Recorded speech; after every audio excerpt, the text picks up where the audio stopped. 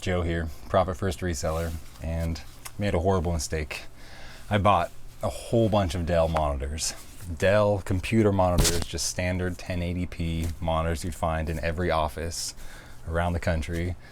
I bought 80 of them, supposedly tested and working, but without guarantees.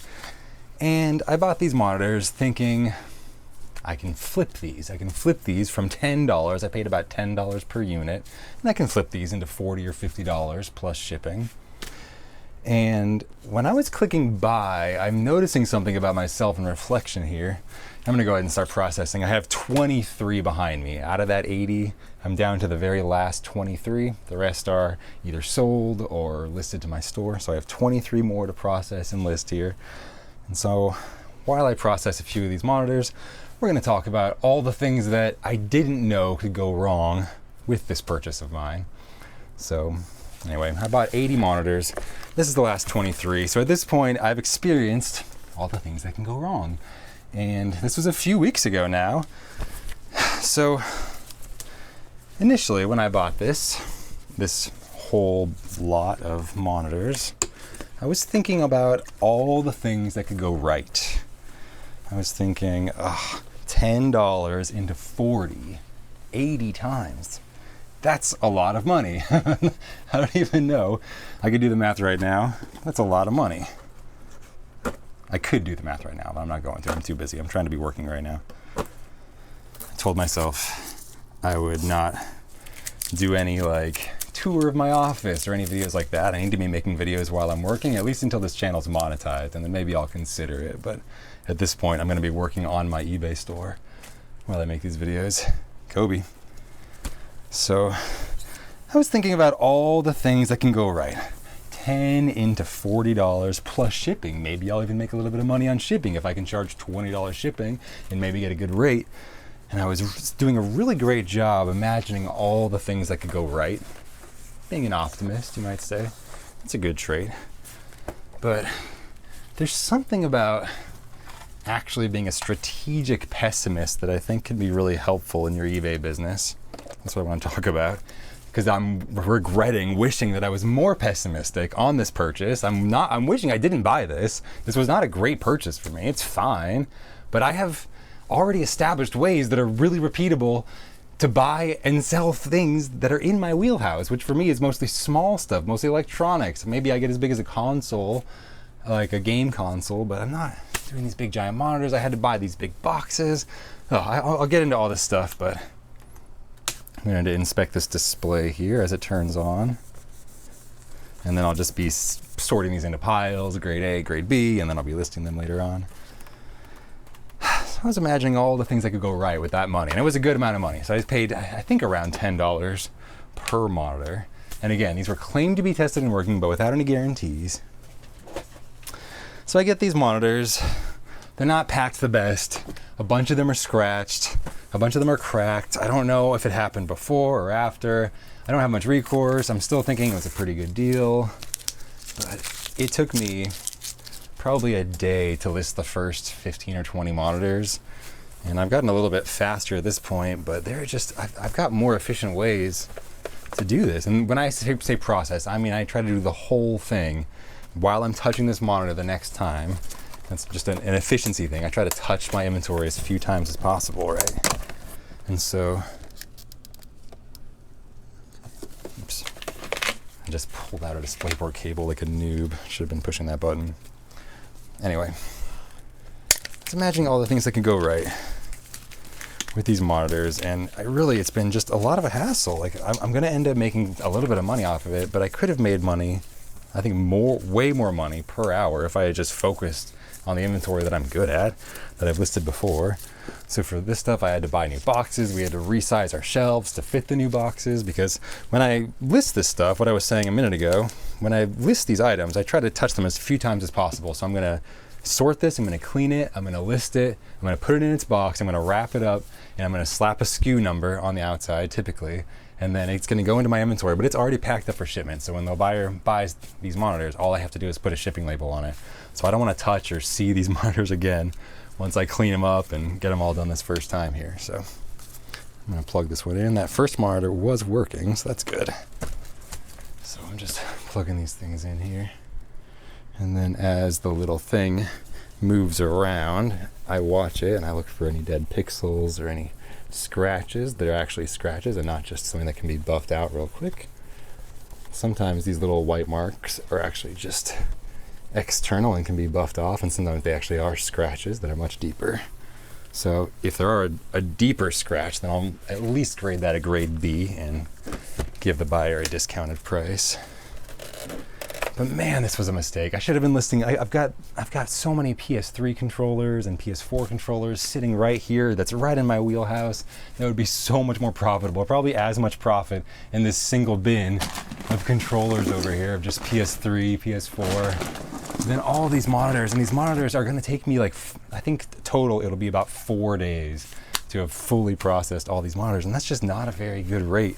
I need to be trying to list $1,000 of inventory to my store every day on average. And so if I'm going to spend all day listing, I need to be listing $2,000 or $3,000 of value into my store, the way that I see it, because then I'm going to have to spend a big day shipping, maybe, and packing if I have a big sales day, because I just had a few big listing days, which is typically how it works. It's a nice little flow, so I get to change up my own business a little bit, or my own work. You know, I'm kind of the main operator. My wife helps with so much, and now she's handling more and more SKUs in our store of these repeatable, replenishable items like Wii remotes and the nunchucks. So she just, as a side project, like somebody might pick up knitting, she picks up Wii nunchucks and Wiimotes and just cleans them in her easy chair, and she's able to make a lot more money for our store just cleaning, and then she tests them, and then she lists them to our store, and we sell the combo for, I think, $15.99 plus shipping.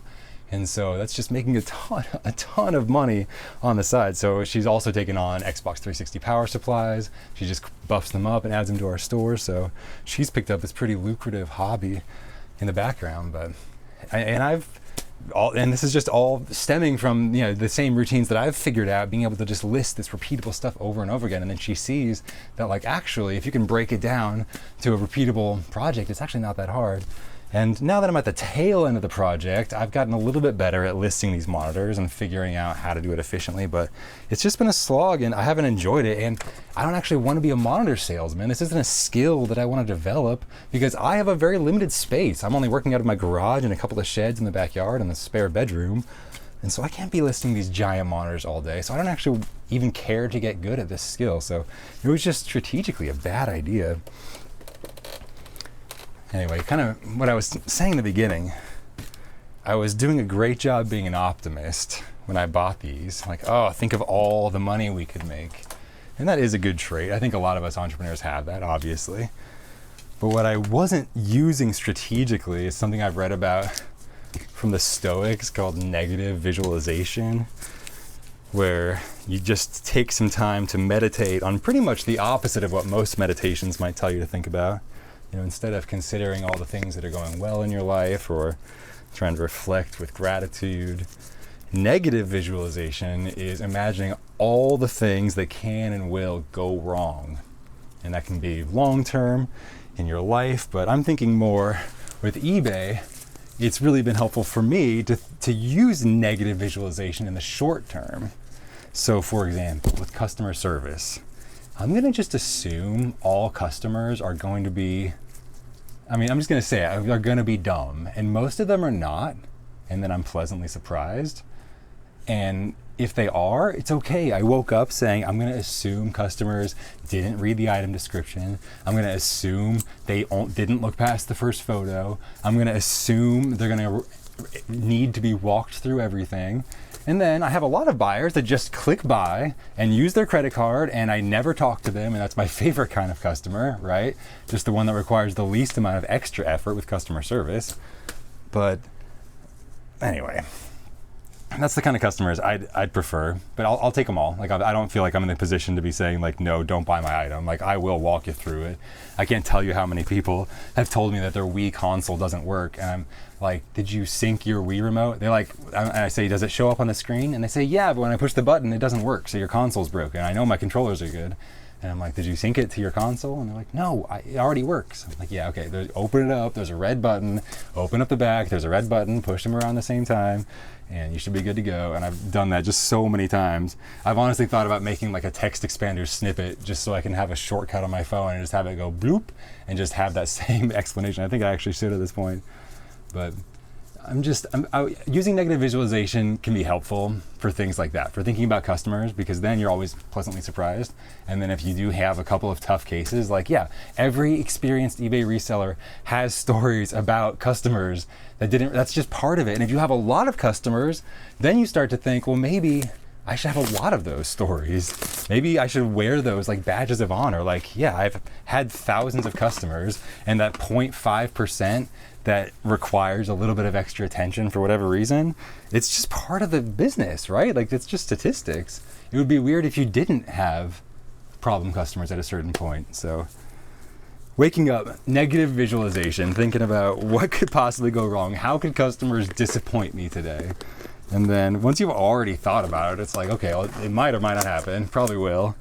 And if you're in that mindset, just strategically, in addition to the stuff that you're grateful for, in general, I'm a fan of gratitude, but I also believe in things like 80-20, where maybe I should spend 80% of the time in gratitude and about 20% of the time just mad about something. Get angry, maybe about injustice, or maybe about your own life or something that you want to change.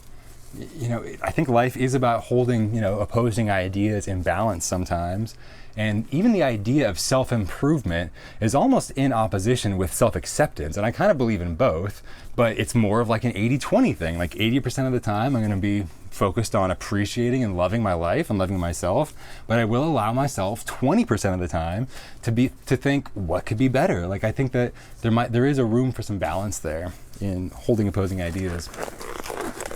So negative visualization. Another way to think about negative visualization, getting back to these monitors behind me, this horrible mistake that I've made, is to think, before you spend your money, consider negative visualization as a tool to imagine what's all the things that could go wrong with this money I'm about to spend. Like, how can something go bad? So I was imagining quick flips. I'm going to buy these monitors for 10, sell them for 40 to 50. But what I wasn't imagining strategically at the time was what's all the stuff that can go wrong. And in fact, a lot has gone wrong. They weren't shipped very well, and a lot of them are scratched. A lot of them arrived damaged. A lot of them required extra cables that I then had to buy in lots on eBay. They required very expensive boxes. I think I spent between $3 and $4 per box. They also needed way more bubble wrap. In addition, some of them arrived and got damaged because I didn't use enough bubble wrap and enough filling material and void fill and things like that. So I've had to learn all along the way, and all these mistakes are expensive, and definitely cutting into that $10 to $40 to $50 flip. Now, here's the deal. Was it a potentially good deal? Yes. And was my downside pretty minimal? Yes. But I could have been making more money just doing the stuff that I'm used to doing. We've already established that. I know that I could have. At this point, it's going to be, I'm on day 4, essentially, of processing these monitors. There's only 80 of them, and it's just, the value is just not there. I could have, if I was spending all day listing other stuff, I would have listed probably twice this much of value, at least. And this stuff's higher risk because it's big, and it's made of some kind of glass or something. I don't know, these screens do break, and they have broken. I've seen some gnarly pictures of the way that the boxes that I used got crushed by FedEx. So I had to refund all those buyers their full amount and just said, keep and do whatever you want with the remains of the monitor. I'm so sorry. Gosh, I feel like I'm blushing just talking about it. It was so embarrassing. It was horrible. I hate seeing those pictures. Especially if a customer is nice but thorough in their message to you and they include a couple of very clear photos, and it's like, they're telling the truth. And you feel bad because they had their hopes up and now they have this disappointing experience. And anyway, that's the life of being an eBay reseller, I guess. But what I was not doing strategically when I made this purchase was, even though I was doing a great job being very optimistic about the ways that this money that I'm spending might help me, I wasn't being pessimistic enough. And I should have been more strategically pessimistic and spent some time thinking about all the ways that this can go wrong. And in addition, this is not even a skill that I care to improve, because I don't want to be a monitor seller. I want to be a seller of smaller electronics, or at least electronics that stack better. These are just a nightmare to store. You either have to store them in their final boxes, which is what I've chosen to do, but they're just massive with the cables and the base and everything in the box. It just makes it so big, so you have to get all these extra shelves that we had to resize to fit these extra large boxes. And I don't have enough room. If I was going to be full of monitors, I don't think that sell-through rate could support our business. Although the sell-through rate on these has been good, even if it was, it's not a repeatable, I can't keep buying monitors at $10 each, which is just this one-off purchase. We thought it was a good idea at the time. I did, at least, based on all this positive thinking, but I just wasn't being negative enough.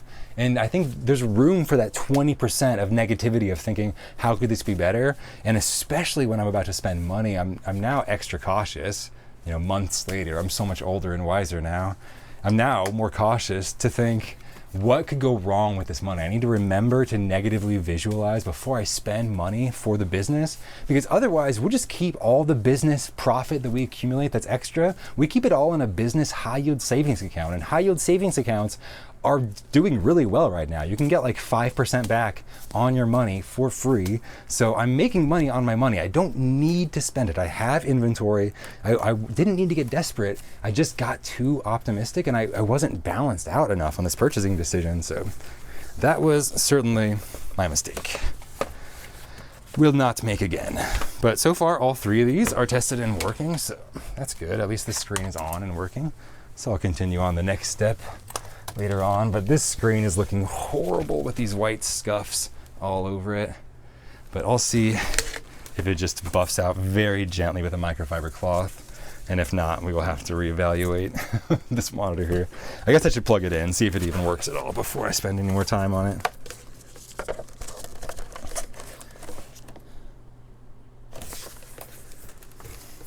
Essentially, I think my main mistake in buying all these stupid Dell monitors was I just wasn't applying what I just talked about at the end of my last video, which was delayed gratification being kind of the ultimate skill if you want to be a successful adult.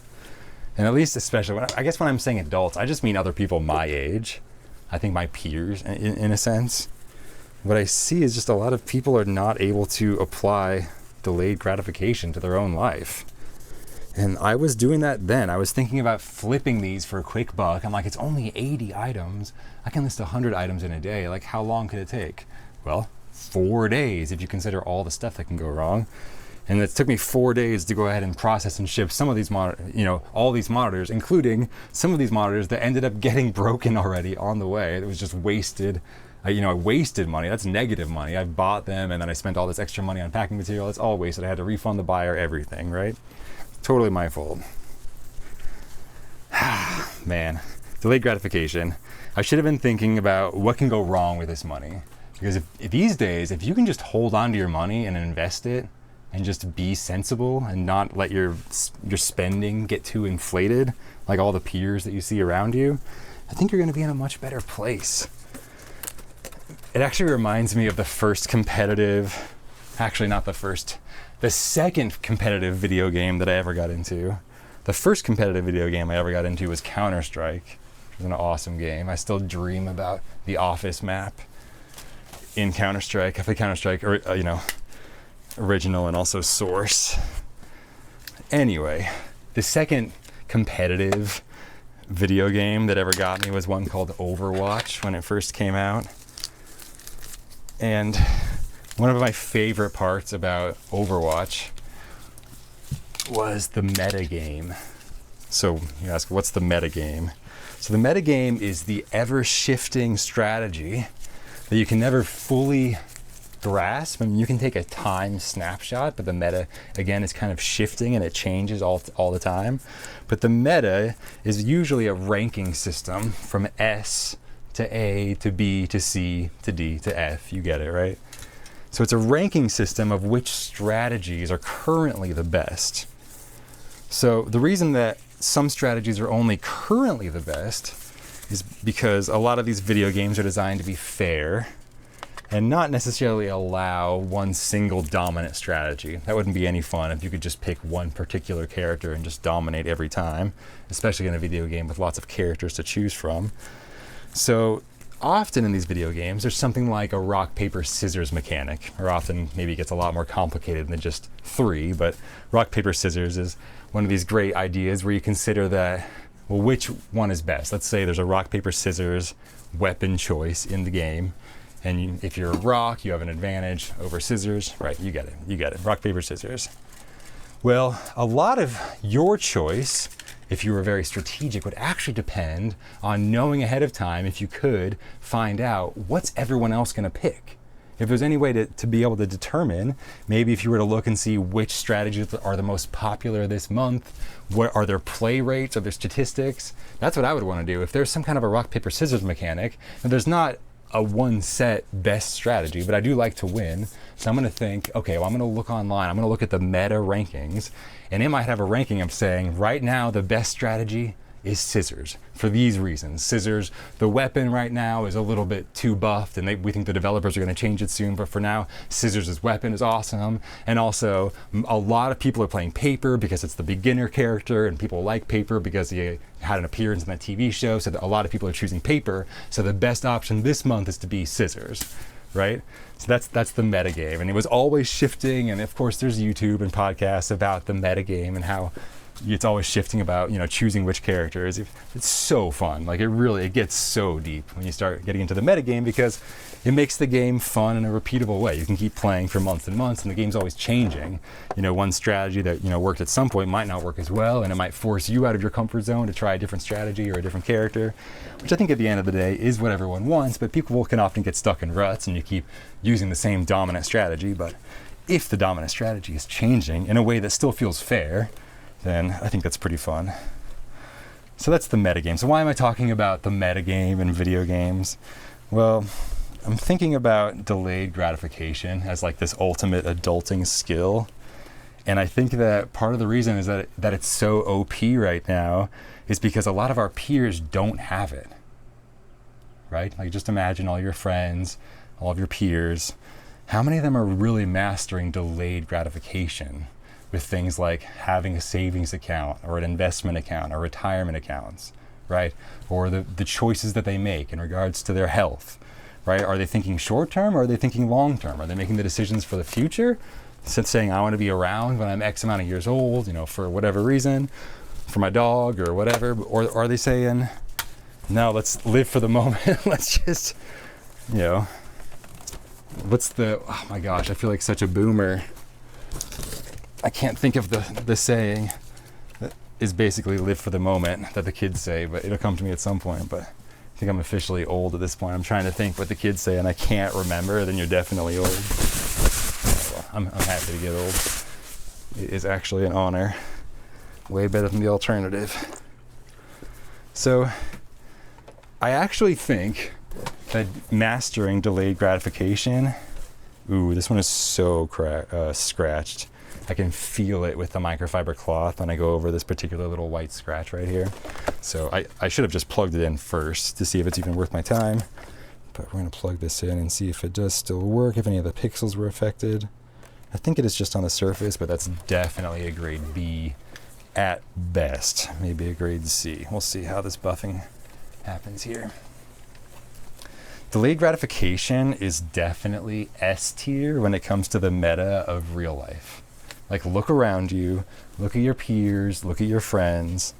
How many of them have actually mastered delayed gratification? It's probably not many. And the ones that have, I would imagine, are probably doing pretty good in life. So just something to think about. If it's, somewhat good, but also nobody else is able to master it, but you can, that gives you an advantage in the game of life. Which is competitive, especially when it comes to money. Money is competitive. There's just a lot of people think that there's just not enough to go around, and there might not be. I don't know how economics works, but there's definitely a competition for money, right? And that's what we're here to do, is to make money. So we do have to outcompete in some ways. And so if we want to outcompete our peers for at least getting enough money to support our family, which is my goal, then I've found that mastering delayed gratification in my business has been good, and making long-term decisions, which is making sure that whatever I'm working on reminds me of, I think Morrowind was a game that your skills would just naturally level up as you used them. So if you jumped around a lot in the game, your acrobatic skill would go up. And if you picked a lot of locks in the game, then just naturally your thief level would go up. You know, you'd be picking a lock and suddenly thief level increased to 10. So it was just like a natural representation, just a way to get some extra dopamine out of the stuff that you do. And I think in business, we can make sure to remember that whatever we're doing, we are practicing to get better at. And I don't actually want to get better at doing monitors. As I've mentioned, for so many reasons, this is not a sustainable business model for me. This was, even back when I was ordering it, I knew it was going to kind of be a one-time quick flip, which is why I was hesitant about it, but I should have been way more hesitant. And I was just really focused on the short term. Man, regrets. I have many regrets, that is for sure.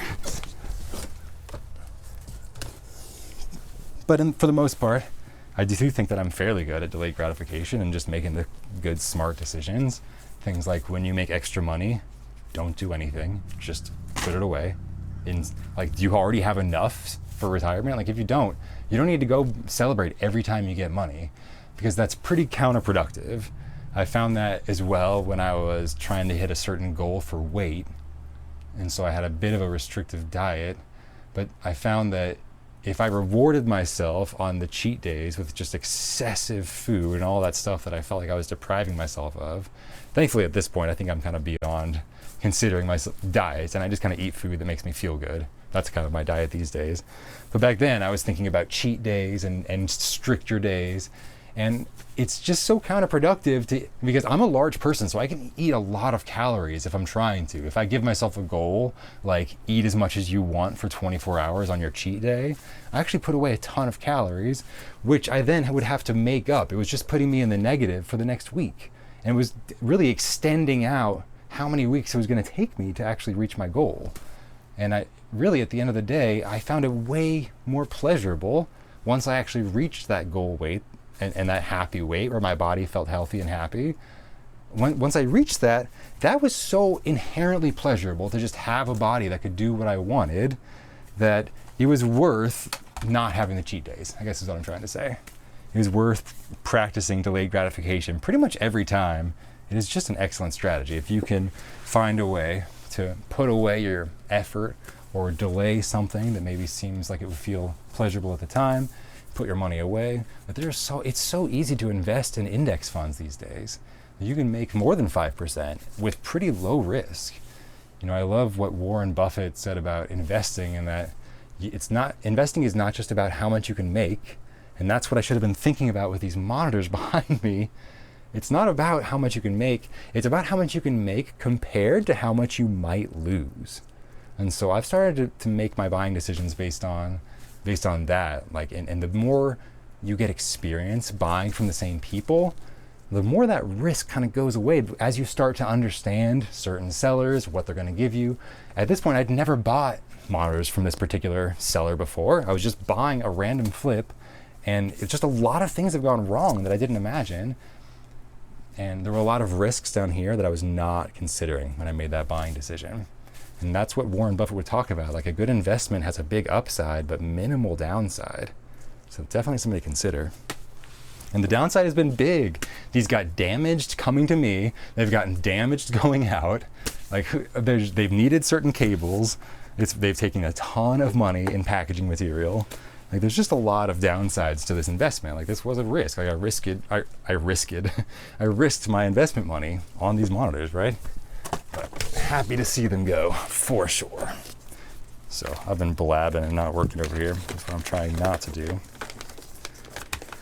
But I'm just trying to practice that skill, I think, of delayed gratification in my business as much as possible, especially because I think it's kind of a rare choice right now. I think a lot of people are going for the quick flips. And I'm looking more about how can I apply this long-term thinking strategy to my eBay business. So I've actually been writing some things down. now to distract myself again while I just started working a little bit, but I'm going to pull up my iPhone notes over here. And I was thinking about all the ways that you could have like long-term delayed gratification thinking versus short-term gratification thinking in your eBay business and what that might look like. So here's one example of a short-term satisfaction, but at the expense of of a positive strategy where you could employ delayed gratification.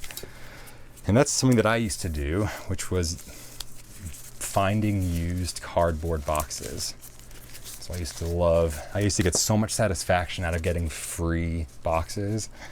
And like, don't get me wrong, if I get a great Amazon box, I will definitely keep it up here on top of my photo box, and I'll recycle it and I'll reuse it. Same with, boxes that come in returns, because those are boxes that I already use. I know the size, so I'll save those boxes and reuse them.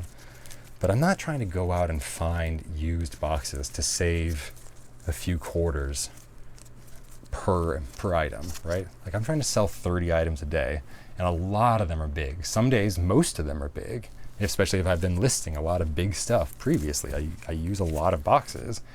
And so if I'm thinking long term, I'm thinking if I just get a stack of a box that I need, I could list and pre-pack 30 of these monitors in a single day. At least I've got that kind of long term thinking. And I'm applying a lot of that in the other ways. I already had a lot of the cables that I needed. I had a lot of systems in place to test this stuff, but I just didn't have the experience to think about all the things that can go wrong. So just mistakes. And with the used cardboard boxes, I've gotten away from that completely. Like I said, I keep boxes in those two cases. When I get a nice box from Amazon, I'll keep it. Or when I get a box from a return from a customer and it's a box that was already mine in the first place, and I know the size and I know how to use it. But I've even stopped keeping random size boxes and thinking one day I'll use them, because now I'm trying to use all my space to make money. And if I'm thinking long term, then I want to set myself up to have that space open so that when I get that nice high quality inventory, it's ready to go.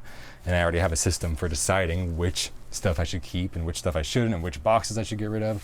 I should have already made those decisions, hopefully. So that's my goal over here. It's just avoiding that kind of thinking small. Ramit Sethi, who's my favorite finance guy on YouTube, and he's on Netflix too. He's got a Netflix show. But Ramit Sethi often talks about thinking small and just avoiding those small decisions. Like, stop worrying about the cost of your latte and think about those big decisions. Like, do you have automated investing set up where every month a portion of your paycheck goes to your investments that you say that you should be doing anyway, especially if you have, an employer match or whatever the case. A lot of that you can find tax shelters. Like, there's so many advantages to investing, and like they're practicing delayed gratification in all these different ways. And that's thinking big. That will make the difference of thousands, and then maybe if you give time for compound interest, tens of thousands of dollars in your life. That's a big decision in your life. So that's thinking big. That's what we want to be doing. Thinking small is thinking, oh, should I get this coffee here, or should I get it at home? Like, just get the coffee that makes you feel good and just move on, and like try to make sure that you're focusing on these big decisions. So I'm trying to avoid thinking small.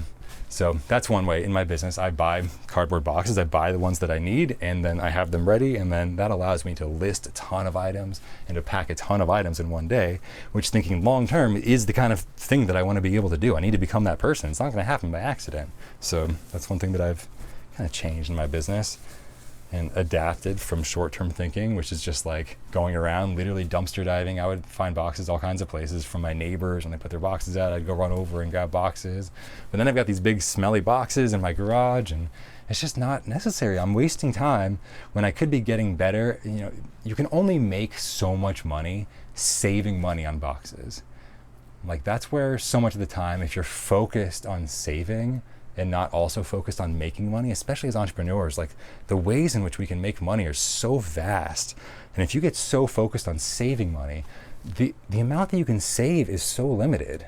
Like, I'm only spending about, unfortunately for these monitors, it's about $350 per monitor. That's the box. But I'm not going to go find 80 boxes that I need somewhere. I could spend days doing that. 80 boxes? I just bought them on Amazon and I moved on with my life. I just took the hit. I'm like, man, that's a lot of expensive boxes, but that's what I need, so I'm going to buy them. And that's what I need to do to actually get this stuff listed before I start going too gray, because I already have enough grays over here. So I'm just going to try to get this stuff in and out of my life as soon as possible. So I was thinking small with the boxes. And if you think big, what's the limit on how much money you can make in a day? Like, how many packages do you ship out a day? Like, how many boxes do you actually use a day? 5 or 10? So that's the most amount of money that you could save on boxes, is whatever it would cost to just buy those boxes, $5 or $10, and you can cut that down to 0, and that feels great, $5 or $10.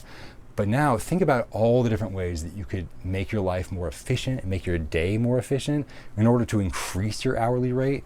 How much money can you make in a day if you become a ninja at listing items to eBay? So let's try to think about working that muscle. If life was a video game like Oblivion, like God, I wish it was in some ways. So fun, love that game.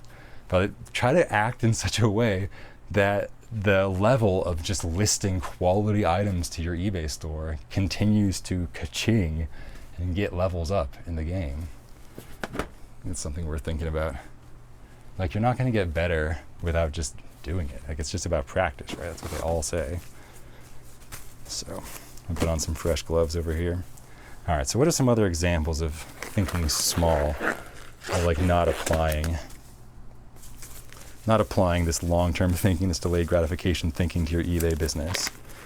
Well, I also mentioned this a little bit in the last video, but I would say that thinking small would be doing anything about today's sales. Like, today's sales don't matter. Like, what have you done over the last 30 days? Like, look back on that and think about what you could change or improve if that's not where you want to be. Like, how many items have you listed to your store over the last 30 days? It's not about yesterday. It's not because the power went out. It's not because whatever. It's like, over the course of so many days, maybe it's 90 days, like, keep zooming out until it feels like it's your fault. Because so many things in our life are. I think so many of us are so privileged. Like, yes, we all have problems, but a lot of our problems are stuff that we've created or at least participated in some way, or at least have some amount of control over. That is another thing. I'm going to mention Tim Ferriss all the time, apparently, but Tim Ferriss said once, how am I complicit in the things about my life that I claim that I don't want? Like, that's just the question. Like, there are some things that are out of your control, but how are you responsible for the stuff that you claim you don't want? Like, there are some ways. Maybe you could just stop talking to that person for a while.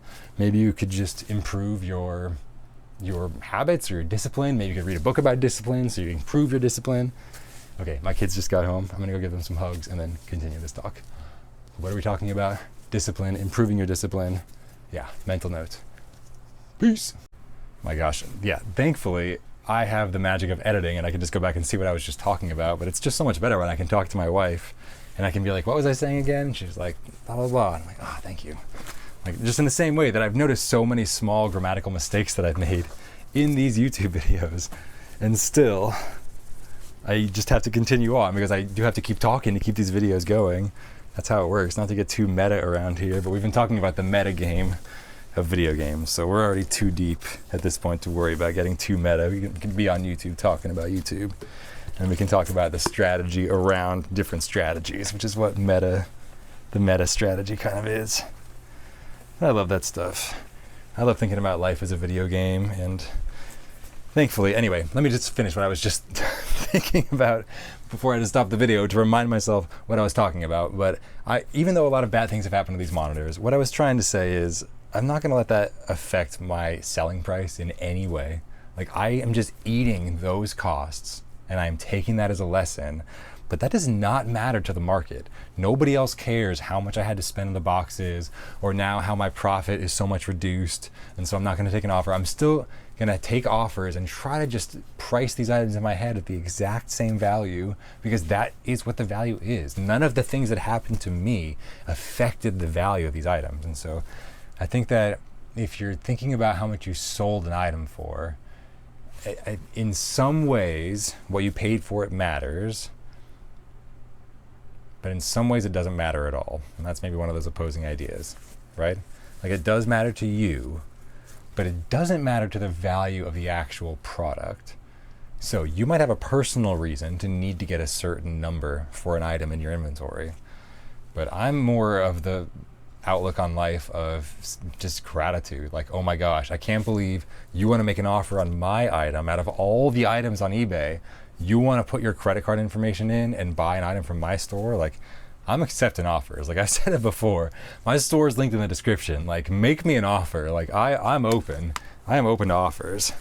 And that's my strategy here. Like, especially if you're trying to run a store with very low space for inventory, like, I need to increase my sell-through rate, even on items that might not traditionally have a high sell-through rate. So I need to do everything that I can to increase my personal sell-through rate of those items, whether it's putting them in lots or, accepting offers. I need to do whatever it takes to think about my customer that would want to buy that item and then get the next available one that is actually searching on eBay or Google if you do promoted listings, stuff like that.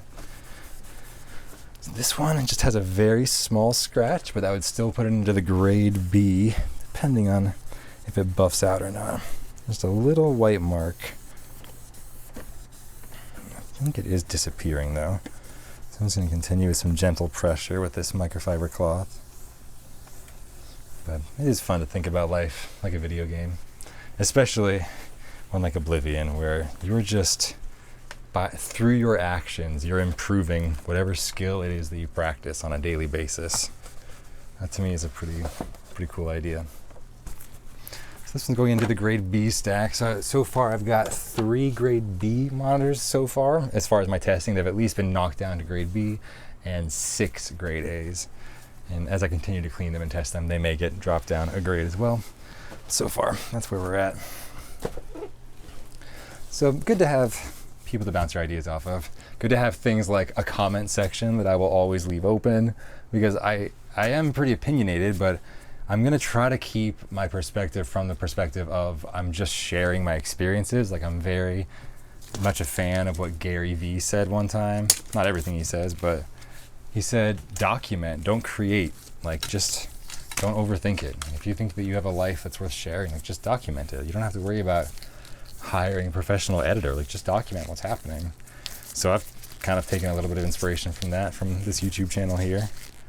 I'm just going to be trying to be honest with my perspective, but I don't want anyone to feel like I'm judging them, because I'm really not. I really think that pretty much any business model can work, but I do notice some less than optimal strategies that I try to avoid, but I'm always open to changing. I could totally be wrong. Like, please do comment. Like, I'm going to try to be, I think you've seen in the comment section, I'm pretty open to having my mind changed. So is just trying to give you an honest perspective of my life. Like, I'm trying not to clean my room before or arrange anything in any certain way. Like, this is just, I want this to be able to be something that I look back on and for it to be an accurate memory. Actually, something that Tim Ferriss and Kevin Rose were talking about on a recent podcast was this idea of AI edited photos. For a simple example, and when it was in some advertising, but it was the ability to maybe remove a bunch of people behind you at the beach to kind of make it look like it was your own private beach. But what if you were to look back on that photo and be like, I thought there were other people there, but it looks so amazingly beautiful there. You kind of realize that you're almost maybe gaslighting yourself a little bit into a memory that wasn't even true, and it starts to confuse the reality of things. And I think that when you look at some of the more toxic parts of social media, I think it's when you let that creep in too much, that idea that I need to adjust my life before I hit record, because what that does is that's just adjusting the level of normal in everyone else's head that's watching you. I think it's almost more helpful in a way if you can, at least on some mediums. I'm sure that there's always a time and a place for scripted media and for different kinds of content, but for at least some content to just be showcasing like what is actually happening, in this case in work from home eBay business. So we're going to keep chugging along on these monitors here, giving this initial test, see if they power on, make sure there's no major cracks or anything, and we're going to keep going. I do have this list of kind of examples of short-term versus long-term thinking. Kind of what we said before, like letting what you bought something for affect what you sell it for. I think short-term that can make sense if you need to optimize on money on that particular item. But I think overall, just trying to practice, trying to let the muscle develop of selling your items at market rate, and maybe even try to improve your own practices. As an eBay seller, you can have your own sell-through rate on items. If you're really good at selling stuff, if you have an established customer base, or your listing is just more desirable for some way, you can have a sell-through rate that looks a lot different than you might expect on eBay by just searching, because that's everyone else's. That's just the average. Like, it's possible for us to do a lot better than average as eBay sellers. So I think that the muscle that I'd want to practice, that I do want to practice, that I want my level in the game of Oblivion to go up in, I hope it's Oblivion, because now I've said Oblivion like 5 times. I hope it's not Skyrim or something. But I want my level of the ability to sell items at market rate to improve. That's the muscle that I want to work out. That's the part of my business strategy that I want to develop to get better at. It's like, how can I just sell these items for what they're worth, maybe a little bit less because I'm taking offers if you want to buy it today, and just to get it in and out and make a profit. Like, how can I just practice that and then get really efficient at it? So for me, that's been a little bit more of a journey of finding the long-term solutions, I guess, to just stacking cash when inventory is low and just putting it again in these different ways that we found, high yield savings accounts and stuff. And then that enables us to, in the long term, when we see inventory we like, to be able to buy a lot of it. So that's very advantageous for us. Whew, okay, now we're cooking. Now I'm feeling good. I'm gonna make a whole new pile of good grade A monitors right there, so I don't get too confused. I got a grade A pile over here, and now we're rocking and rolling. A lot of these are similar model numbers too, or at least I hope they are. They're similar outsides. Sometimes they can still be different model numbers just because they have different selections of ports, as I found out listing these. So it has been at least 5 unique listings so far of different model numbers across these 80 Dell monitors. I think there's at least 1 or 2 more unique model numbers I'll need to list and take separate pictures of. And then of course I also need to take separate pictures of any grade B console, because I want to highlight the exact condition that would make it grade B. So I just take separate pictures of that. But okay, other examples of short-term thinking versus long-term thinking, and I need to stop being so judgmental in general, full stop. And just to say that my journey so far has been leaning towards long-term thinking, but I'm open to changing my mind. Should be the approach that I'm taking here. One of those short-term decisions might be, I'm going to drink a bunch of caffeine and get a bunch of work done. I'm going to stay up late, or I'm just going to over-caffeinate all day, and I'm going to get a bunch of listings done. And that can be good, and sometimes that's what you need to do. Sometimes you just have to list some items. And so even though you're going to feel horrible the next day, you do that because that's what you need to do. If you need to list items and your motivation is flagging and caffeine is the thing, it's whatever energy drink, I get it. I get it. I love caffeine. But I think that the long-term strategy might be to focus on getting a good night's sleep, right? How many of us are actually doing what we need to do to get enough sleep or enough quality sleep? So long-term, if you're just well-rested, how many items are you going to get done if you're focused as well? So you're going to have the energy. Because wow, if you can be well-rested, it takes a lot of long-term decisions. I think that's why that's becoming a rarity among our peers, right? Like, not a lot of people are well-rested. Not a lot of my peers are well-rested, you know, because it's hard to balance everything. You got to be a little bit extreme in some ways, maybe just because the norm right now is not going to bed early or doing what you need to do to get enough sleep. Like we don't have very many rules in our house, but one of our rules is you don't wake someone up unless it's an emergency. Like, sleep is very important. And it's very important for mom and dad to be rested so we don't act stupidly as we've done. And I can probably draw a timeline of all the worst mistakes that I've made as a parent and to say, yeah, you know, my over-emotional reaction was not the best there, but I bet if I had gotten a bunch of nights of great sleep, I would have had a little bit of moment to reflect, and I wouldn't have just been so emotional and reactive, because that is a trend that I've noticed in myself, that I do get emotional and reactive if I don't get enough sleep. So I think the long-term strategy is to get a good night's sleep. Sometimes the short-term strategy is what you need. Sometimes you need a Monster Energy. Sometimes you need to turn the lights off and close TikTok before midnight.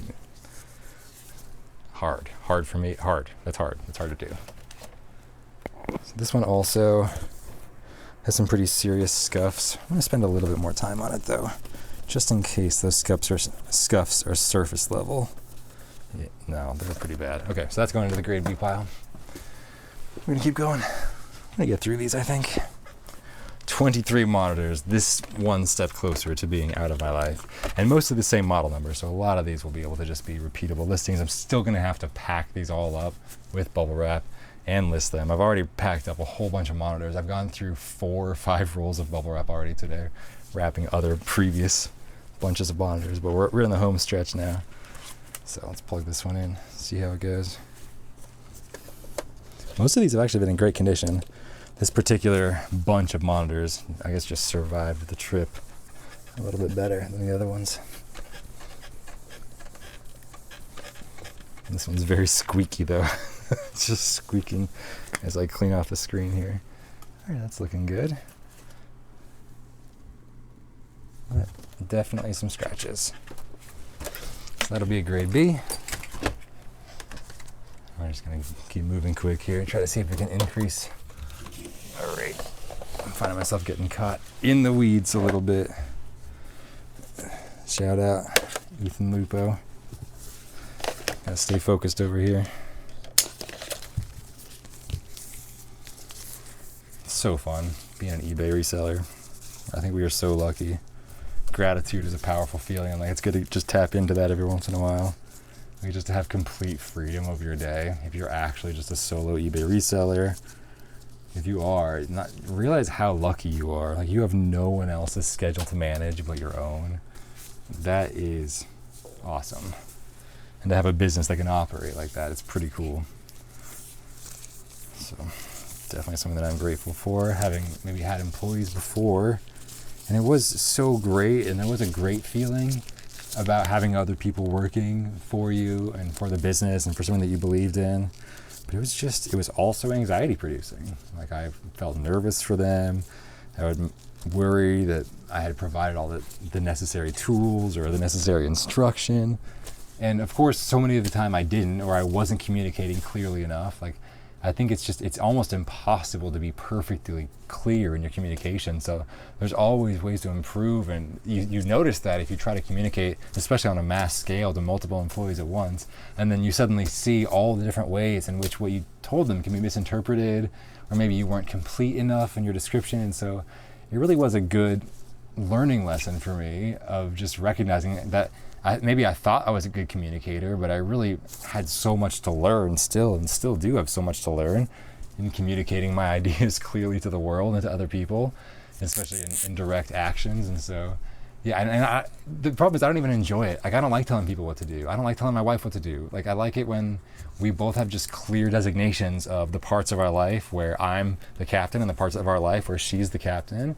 And we kind of defer to each other in those certain areas, and we both have a lot, like we have a big complicated life, but we figured out a way where we're not having to boss each other around.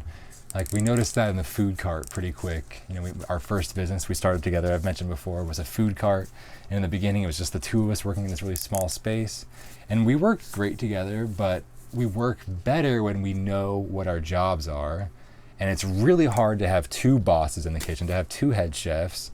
And when it's not clear who is the sous chef and who's the head chef in a kitchen, it makes it less fun. And we found that once we kind of figured out whose roles were what, we finally could just settle in, focus on our work, get together, chat.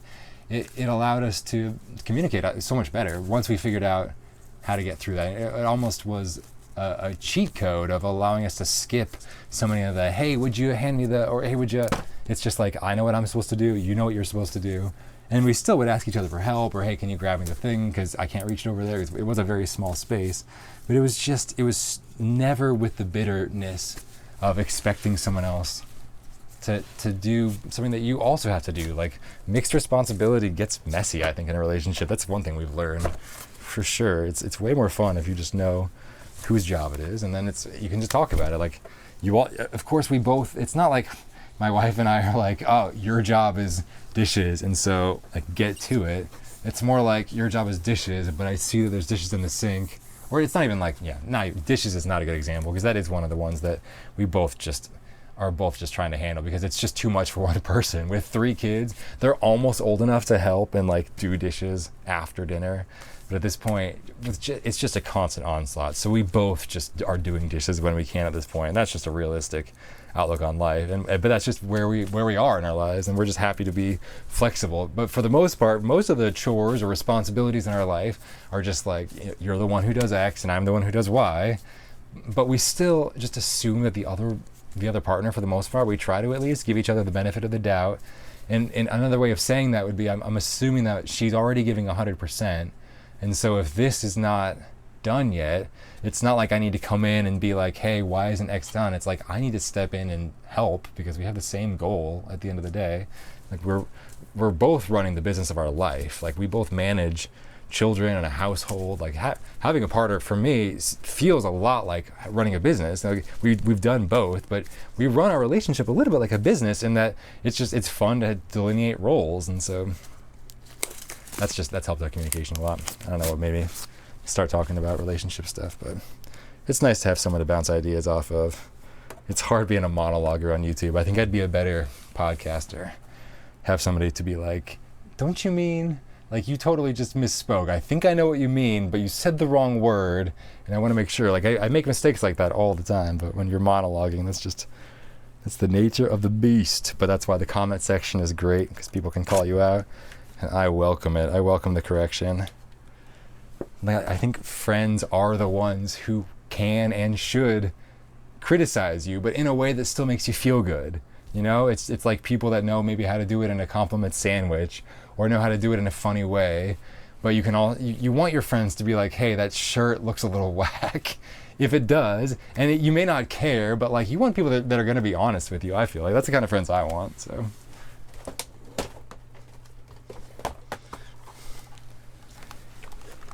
All right, we're down to the last few here, maybe 10 more. These monitors. This is going to be my entire day, is just processing monitors, and it's fine because I want them out of our house. And this is like house cleaning almost, it feels like, for me, because I can just kind of minimize things in our house. And I think this is essentially some of the largest volume inventory we have. And what sucks is now it's going to even balloon into an even larger volume now that I have to pack all this stuff in boxes and get it ready for shipment. But that's just temporary, short-term thinking, because long-term, I want to get this out of our house. So I've got to put in a bunch of work into these monitors, only for them to take up even more room in my house temporarily. But hopefully they will sell. I've already sold 2 today, and that was 2 monitors that I listed today. So that's a pretty good sign. So I'm just going to keep at it here. If I can find my scissors, I do not know where they are. I have to grab another pair. I just always keep, I almost was sitting on them. I always keep backups of scissors and stuff, so I was about to just grab another pair, but I found it. Okay, so I'm just wrapping up all these cables, and then I'll pack them up into whatever each monitor needs later on, but for now I'm just putting them into a big pile, at least processing them a little bit. Let's get this guy plugged in. Another example of long-term versus short-term thinking. You know, the one was drinking a bunch of caffeine versus just like trying to focus on sleep quality. It was doing exactly what I did with these monitors. Was I think short-term thinking sometimes, which can pay out, is focusing on the ways in which, what did I say? Just focus on the best case scenario. Yeah, like short-term thinking can be, how much can I possibly make with all of this money that I spent on these stupid monitors?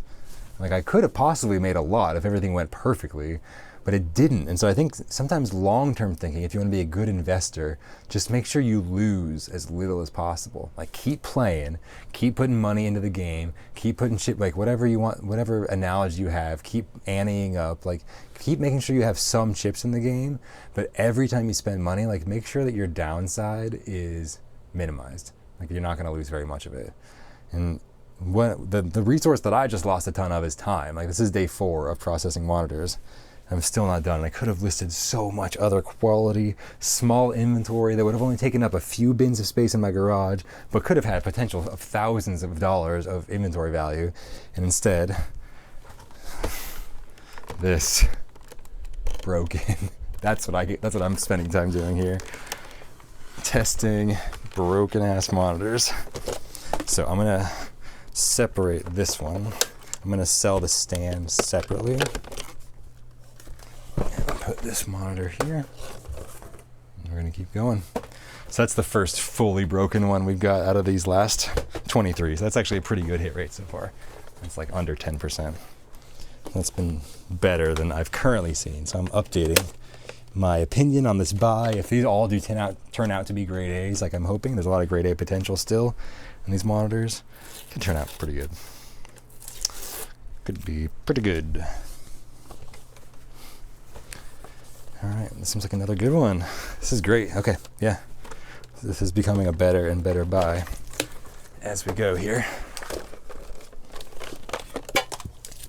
There's this philosophy that this reminds me of that I think serves us as entrepreneurs is, at the end of the day, it just comes down to being open to new ideas.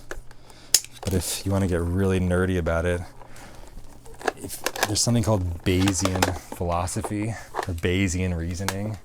And it's based on this formula, this like mathematic formula that I don't even understand. But it's kind of in the logic and reasoning sphere of the world. And if I'm going to boil it down for dummies, it's basically the idea that you should never be 100% convinced of anything. And you should always let new evidence, as it comes in, continue to update your, I would say, like your percentage chance in your head that something is true. Like there's no need to ever be 100. There's certainly some things you can be 99.999% convinced of, like things like gravity is real, or like my wife loves me. Like I have like so much evidence of those two things personally in my life that I've witnessed over and over again, that like I'm at like 99.999% that those statements are true. Like gravity exists, or that my wife loves me. Like I know that based on evidence, right? But with Bayesian reasoning, it's just good to remind yourself to keep that at 99.999 and not 100, and to always let new evidence pop up. Like in some ways you can imagine in a relationship, like not that I think that I'm at risk of that obviously, but it would just keep you open from falling into a relationship that might become toxic over time. But you already decided that this person is a certain way, and maybe they were at that time, but I think it's always good to be updating our percentage chances of certain statements, and never to be like fully absolute in our truth statements of this is 100% true. I think it's okay to say it's like effectively, like I'm rounding up. I act as if gravity is real. I don't stop and I'm like, oh, well, there's a 0.001% chance. Like, no, I don't even think about it. I round up in actual life, but that's only because I don't encounter a bunch of evidence to me that gravity isn't real. And if I did, maybe I should reevaluate that. Like maybe gravity can be manipulated in a way that I don't understand, and maybe that would benefit us as humans if I could be open to those ideas. I don't know, I'm kind of going off the rails now, but Bayesian reasoning is basically just the idea of never being fully 100% convinced in your ideas. And I try to apply that. I come across very convinced of my ideas, I guess, but maybe that's because they've already like fought their way to the top in my head. And so they do present quite an argument because they beat all the other arguments in my own head. Doesn't mean they're perfect by any means. So I'm trying to keep that attitude of like not judging anyone else, any of the other eBay sellers out there, trying to bring the positivity and just recognize that every business model works. I think that's why I don't feel competitive about sharing my business on YouTube, because this only works for me. Like I'm a freak. Like I love this stuff. I do this all day, and then I put the kids to bed, and then I come back in here and I do it more from 8 p.m. to 11 p.m. some nights. Like I love this stuff, but that's not for everyone, and so it's okay. And I also try to come into that with other people's YouTube channels. Like I'm not coming in with judgment, like you need to be like me or you need to be in a certain way. Like that's not what this is about at all. So yeah, this one's looking good as well. A different model than the others, but still cool.